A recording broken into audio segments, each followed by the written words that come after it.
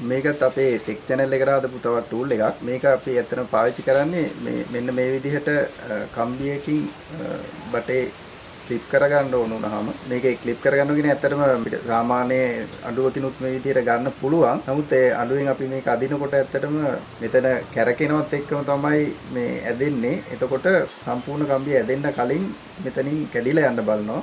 මේක අපි හදලා තියෙන්නේ ඇත්තටම මේ සර්කිට් ප්ලයර් එක සවුත් වෙච් එකක් අරගෙන ඒකට යකඩ කොටස් දෙකක් පාසලා තමයි හදලා තියෙන්නේ. මේ අපි බලමු මේකෙන් කොහොමද කම්බිය තද කරගන්නේ කියලා.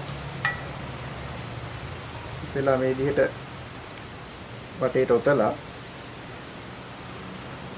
ඇත්තට මේකට අපි දැන් මේ පාවිච්චි කරන්නේ ඇලුමිනියම් කම්බි කෑල්ලක්.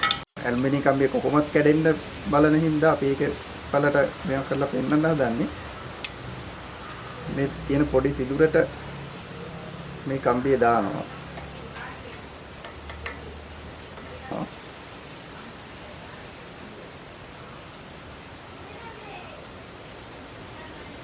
දාලා ඊට පස්සේ මේක මේ තියෙන ග්‍රූ එක දිගේ එන විදියට අරගෙන මේ ග්‍රූ එක දිගේ අනිත් කම්බි කොට දාලා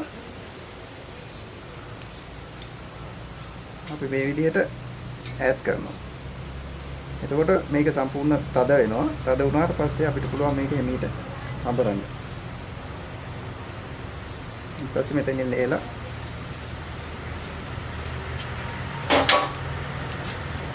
කම්බි කොටස අපල ඉවත් කරගන්න.